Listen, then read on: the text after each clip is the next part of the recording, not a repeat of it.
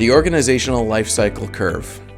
Using this as another confronting reality exercise or current state analysis exercise gives an interesting perspective on where your team sees your maybe department or organization overall on this life cycle. Understanding the 5 points on the curve are important. So a startup, are you just beginning? Is it in a growth phase? You've gone from 0 to 1 and maybe 1 to 1,000 as far as interactions or purchases with the customer, and you're really starting to see some momentum.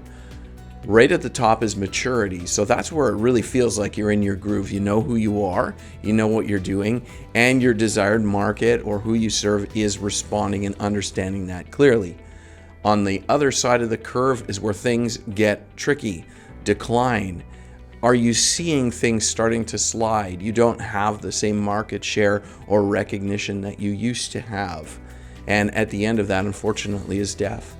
We see this with a lot of popular business models. I often think of the Sears example, who really pioneered the use of catalog or mail order, which was the business model that kind of paved the way for the Amazons and the like that we use so frequently today. Why would they have found themselves all the way out on the right side of the curve? It's because they didn't reinvent, but that's a discussion for another time.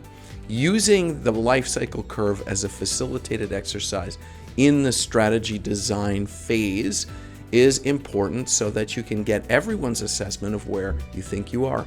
Interestingly, we will often see people rating their organization on decline and people on the same team rating it in growth. What it does is it tends to segment our thinking to say, well, if we think about this topic or this program, it's over here. But if we think about this product or this service, it's over here. The value is really, again, when you converge the work that every individual has done and provided their reason why they've plotted it on the life cycle curve where they have.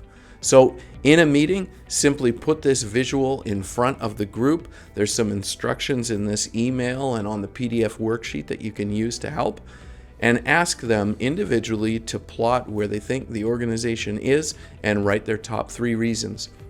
Give them a few minutes to get that work done, and then have an open discussion with your team on the organizational life cycle curve.